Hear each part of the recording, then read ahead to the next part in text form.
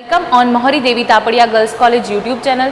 In this class we will talk about a poem and the poem name is Ode to the West Wind, which is written by P.B. Shelley, and this is the second video on this particular poem Ode to the West Wind. कल जो हमने इसका video देखा था उसमें हमने introductory part जो है वो कंप्लीट कर लिया था ode to the west wind का, that what is the meaning of ode and what is the meaning of this poem, और कुछ लाइंस भी पढ़ ली थी इस पोएम की. बट एक बार फिर से हम देखते हैं कि क्या बोल रहा है पोएट स्टार्टिंग में जो है टाइमिंग दिखा रहा है, सीनरी दिखा रहा है ऑटम के टाइम की. ऑटम पतझड़ का टाइम. पतझड़ के टाइम में क्या होता है कि जो लीव्स होती है वो ड्राई हो जाती है. कोई भी पेड़ होगा उसकी लीव्स सारी ड्राई हो जाएंगी और ड्राई होने के बाद ऑब्वियस है वो उनके कलर भी चेंज हो जाएंगे और वो नीचे गिर जाएगी, क्योंकि ग्रीन लीव्स कब रहती है, जब वो एकदम ड्राई नहीं होती है तब ग्रीन रहती है, बट ड्राई होने के बाद वो पेल हो जाती है, वो येलो हो जाती है, वो हेक्टिक रेड हो जाती है.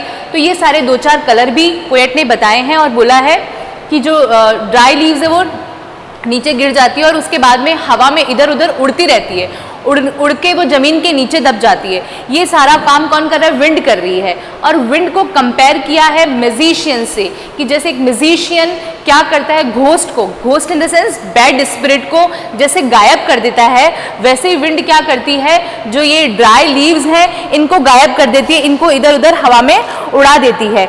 तो देखो एक बार हम दोबारा थोड़ा सा रीड आउट कर लेते हैं. यहाँ वेस्ट विंड को पर्सोनिफाई भी कर रहा है poet. O wild west wind, thou breathe of autumn's wing, thou from whose unseen presence the leaves dead. तुम unseen हो, है ना, like a ghost, are driven like ghost from an enchanter fling, yellow and black and pale and hectic red. ये जो भी colours हैं ये किसके कलर्स हैं, yellow, black, pale and hectic red. जो ड्राई लीव्स हैं उनके कलर बताएं कि उन सारे कलर्स की लीव्स को तुम उड़ा के ले जाती हो, जैसे कि एक एंचेंटर यानी मैग्नीशियन ले जाता है, म्यूजिशियन ले जाता है, सॉरी. पेस्टिलाइंस स्टिकर्स मल्टीट्यूड, ये एक तरह की महामारी होती है, एक तरह की पेंडेमिक बोल सकते हैं, जैसे कि अभी कोरोना चल रहा है, वैसे ही इसने कंपेयर किया है लीव्स को किससे, एक बीमारी से कंपेयर किया, एक डिजीज़ बताया है कि जैसे उस डिजीज़ के टाइम में सब उसके प्रभाव में आ जाते हैं, वैसे ही तुम्हारे प्रभाव में पूरी पत्तियां आ जाती हैं, सारी पत्तियां तुम्हारे प्रभाव में आ जाती है. तो तुम्हारे इफेक्ट से जो है सारी जो ड्राई लीव्स हैं उनको वो अफेक्टेड हो जाती है. O thou who chariot to their dark wintry bed, the winged seeds where they lie cold and लो.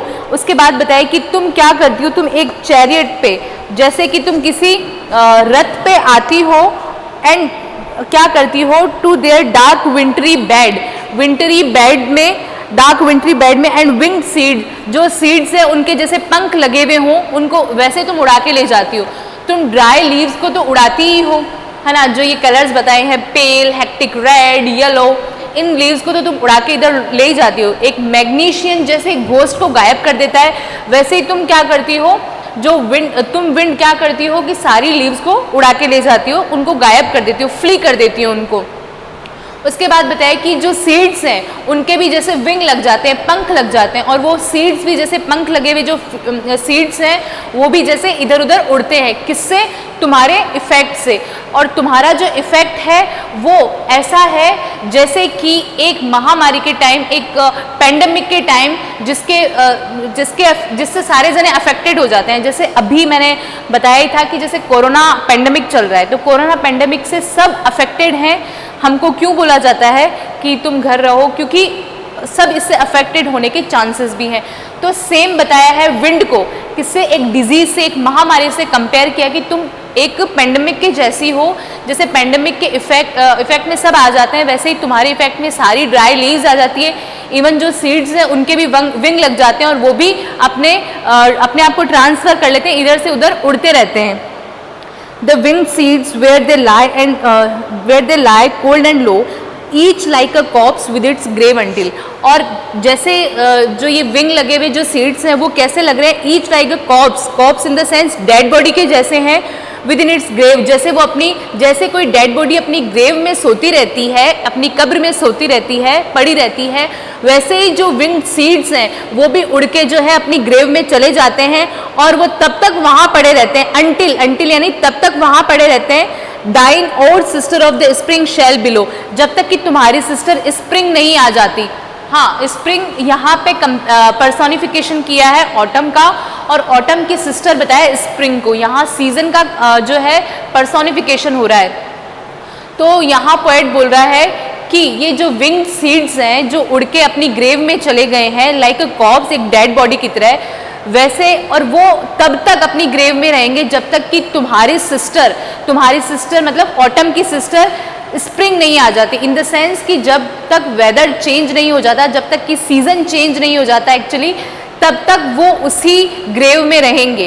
कहने का मतलब वो स्प्राउट नहीं करेंगे, वो उनमें पत्तियां नहीं निकलेगी। ऑटम के टाइम में, अगर पतझड़ के टाइम में कोई अगर सीड्स हम जमीन में डाल भी देते हैं तो उनमें पत्तियां नहीं लगेगी, क्योंकि तुम्हारा टाइम ऐसा है। बट जब तुम्हारी सिस्टर आएगी, जब स्प्रिंग आ जाएगी, स्प्रिंग का टाइम, बसंत ऋतु का जब टाइम आएगा, तो उसमें से पत्तियां निकलनी शुरू हो जाएगी, वो स्प्राउट हो जाएंगे। कौन? सीड्स। तो जब तक वो पड़े रहेंगे, जब तक कि तुम्हारी सिस्टर नहीं आ जाएगी। Thine odd sister of the spring shall blow. Then बोला है her clarion o'er the dreaming earth and fill. और क्लेरियन हर कौन है? यहाँ स्प्रिंग है। जब तक कि स्प्रिंग का क्लेरियन, जब तक कि स्प्रिंग का शंखनाद नहीं हो जाता, इन द सेंस कि स्प्रिंग का वेलकम नहीं होता, तब तक तुम अंदर ही पड़े रहोगे। जो है ये विंग सीड्स है वो अंदर ही रहेंगे। और the dreaming earth is a example of transfer epithet. It is a good example of transfer epithet actually. So यहाँ ड्रीमिंग अर्थ का मतलब ये नहीं है कि जो अर्थ है वो सपने ले रहा है। अर्थ इन द सेंस हम लोग ह्यूमन बींग्स जो है वो ड्रीमिंग ले रही है कि जब तक ये जो बीज हैं वो अंदर रहेंगे, जब तक कि एक स्प्रिंग का शंखनाद नहीं हो जाता, जब तक कि स्प्रिंग का वेलकम नहीं हो जाता। और द ड्रीमिंग अर्थ, और जो लोग ह्यूमन बींग है वो जब तक ड्रीम ले रहे हैं। And with leaves, hues and ऑर्ड्स, प्लेन एंड हिल। और जब ये वेलकम होगा स्प्रिंग का, तब क्या होगा? स्प्रिंग के आने से, बसंत ऋतु के आने से सब कुछ हमें भी ग्रीनरी और बहुत फ्रेश फील होता है। सब जगह जो है फ्लावर्स उग जाते हैं, हम देखते हैं ये सब चीज़ें। तो स्प्रिंग का टाइम बहुत ज़्यादा अट्रैक्ट करने वाला होता है। तो सेम यहाँ बताया कि जब तुम्हारी सिस्टर आएगी, उसका क्लैरियन होगा, उसका वेलकम होगा, वो अपना शंखनाद करेगी, तब क्या होगा? तब हर जगह फल फूल खिल जाएंगे और एक बहुत अच्छा सा एटमॉस्फेयर बन जाएगा। क्या बताया है? देखो, her clarion o'er the dreaming earth and fill, और भर देगी विद लिविंग ह्यूज, है ना, कलर से, फ्लावर से, एंड ऑर्ड्स प्लेन, और उस अपनी स्मेल से, प्लेन एंड हिल, और हर जगह उन फ्लावर की स्मेल, प्लेन हो या हिल हो, मैदान हो या फिर पहाड़ी हो, सब जगह तुम्हारे तुम्हारी सिस्टर स्प्रिंग के आने से अच्छी फ्रेग्रेंस स्मेल फैल जाएगी। किसकी? फ्लावर्स की। ह्यूज, अलग अलग कलर में फ्लावर जो है वो खिल जाएंगे और उनका स्मेल प्लेन या हिल सब जगह फैल जाएगा। Wild spirit which art moving everywhere, destroyer and preserver here और हियर। अब लास्ट 2 लाइन में बताया है वाइल्ड स्पिरिट, तुम वाइल्ड हो, वाइल्ड स्पिरिट हो तुम, है ना।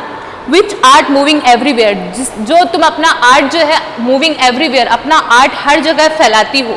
यहाँ इसको वाइल्ड स्पिरिट बोला है, that you are wild spirit, and जो तुम्हारा इफेक्ट है वो सब जगह फैलता है। तुम्हारा जो आर्ट है वो मूविंग एवरीवेयर, मतलब हर जगह तुम्हारा आर्ट फैल रहा है। और क्या हो रहा है? तुम दोनों काम करती हो। You are destroyer and preserver, तुम डिस्ट्रॉयर भी हो, प्रिजर्वर भी हो। हियर ओ हियर, सुनो सुनो, है ना।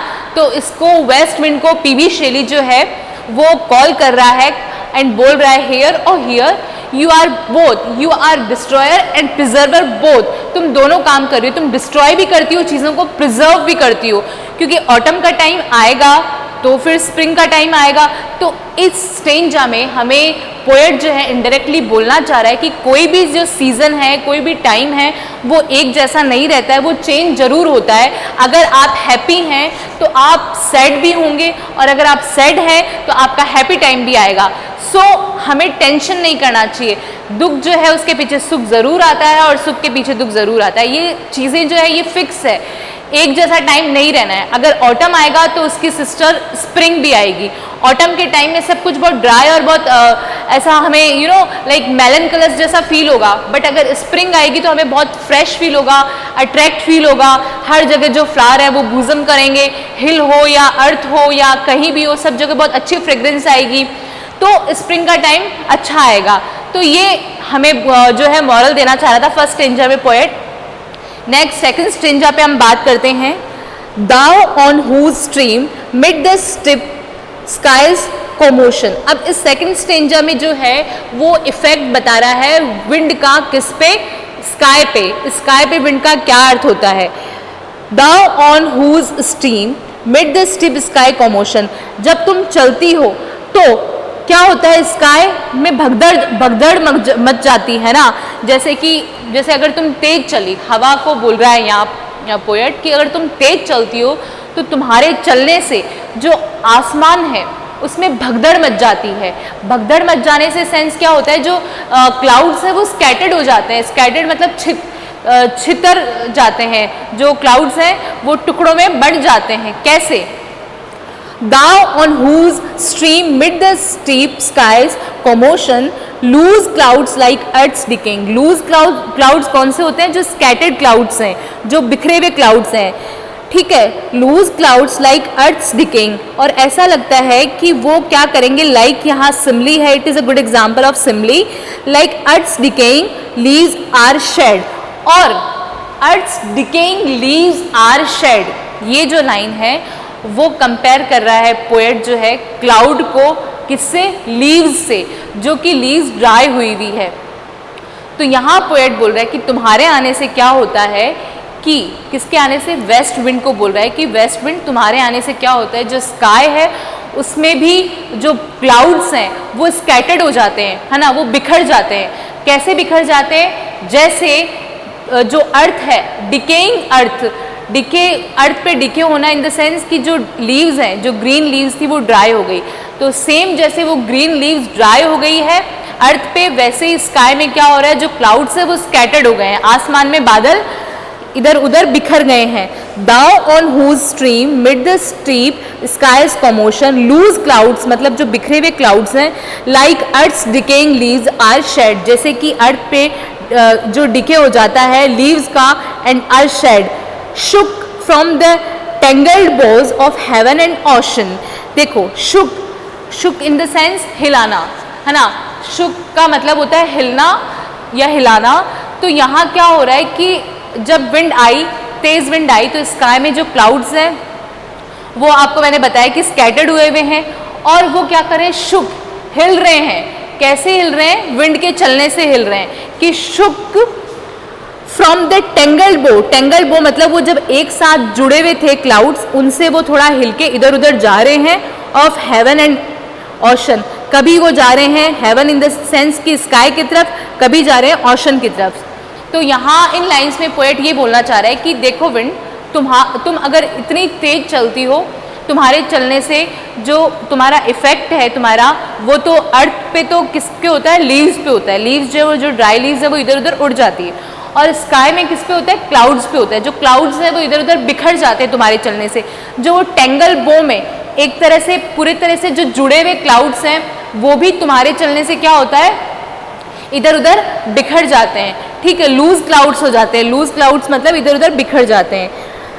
शुक फ्रॉम द टेंगल, और हिलते रहते हैं अपने टेंगल बो से, ऑफ हेवन एंड ओशन। कभी हेवन की तरफ जाना चाह रहे हैं, स्काई की तरफ जाना चाह रहे हैं, कभी ओशन की तरफ जाना चाह रहे हैं। ओशन की तरफ क्यों जाएंगे, समुद्र से पानी लेने के लिए, बारिश के लिए। Angels of rain and lightning, but ये जो बादल हैं वो कैसा फील करवाते हैं हमें, angels of rain and lightning. देखो जब ये स्कैटर्ड जो क्लाउड्स होते हैं, है ना, वो हमें कैसा फील करवाते हैं, एंजल्स ऑफ जो लाइटनिंग है, एक तो रेन एंड लाइटनिंग। एक तो रेन हमें फील होता है कि जैसे जब जो स्काई में जो क्लाउड्स हैं इधर उधर बिखरे होते हैं या ब्लैक ब्लैक दिखते हैं, तो हम आइडिया लगाते हैं कि दैट जो है रेनफॉल होने वाला है। तो या तो रेन का है ये टाइम, या लाइटनिंग, या ये चमकेंगे। ऑब्वियस है, बिजली कड़कती है इन बादलों में, तो ये जो सिंबल है वो किसका है, रेन का या फिर लाइटनिंग का। जब तुम चलती हो, वेस्ट विंड को बोल रहा है, जब तुम चलती हो तो स्काई में कुछ ऐसा एटमॉस्फेयर रहता है कि पूरी तरह से भगदड़ मच जाती है। जो क्लाउड्स हैं वो इधर उधर बिखर जाते हैं, स्कैटर्ड हो जाते हैं। जैसे कि अर्थ पे ड्राई लीव्स स्कैटर्ड हो जाती है, वैसे ही जो स्काई है उसमें जो क्लाउड्स है वो स्कैटर्ड हो जाते हैं, और वो अपने टेंगल बो से शुक करते हैं, हिलते हैं, कभी हेवन की ओर, कभी ओशन की ओर। और ये जो बादल है वो angels of rain and lightning, ये सिंबल है रेन और लाइटनिंग का, जैसे रेनफॉल होने वाला है या फिर लाइटनिंग, बिजली कड़कने वाली है। There are spread on the blue surface of thine air surge, और ये ऐसे बिखरे हुए रहते हैं जैसे कि there are spread on the blue surface of thine air surge, जैसे कि ब्लू सरफेस रहता है। आज हमने इसके कुछ लाइंस पढ़ ली है, नेक्स्ट वीडियो में हम इसके रिमेनिंग लाइन पढ़ेंगे। Thank you so much. I hope आपको समझ आया होगा दैट क्या चल रहा है पोएम में। एक्चुअली जो पीबी शेली है वो एक साइंस के स्टूडेंट थे, तो इन्होंने बहुत सारी टर्म इस पोएम में साइंस रिलेटेड दी है, तो आपको शायद वर्ड्स हार्ड लगें, बट पोएम का जो इमेजिनेशन है वो बहुत अच्छा है, बहुत अच्छा साउंड करने वाला है। तो जिसका इमेजिनेशन पावर अच्छा होगा उसको ये पोएम बहुत अच्छी लगेगी। अदरवाइज इस पोएम को अगर हम शॉर्ट देखें तो यही है इसमें कि सीज़न के बारे में बताया है, सीज़न की इमेजरी बताइए दैट ऑटम के टाइम में हम जो है कैसा फील करते हैं और स्प्रिंग के टाइम में कैसा फील करते हैं। तो ये इसमें बहुत ब्यूटीफुली दिखाया है, तो आपको समझ आई थिंक आया होगा। Thank you.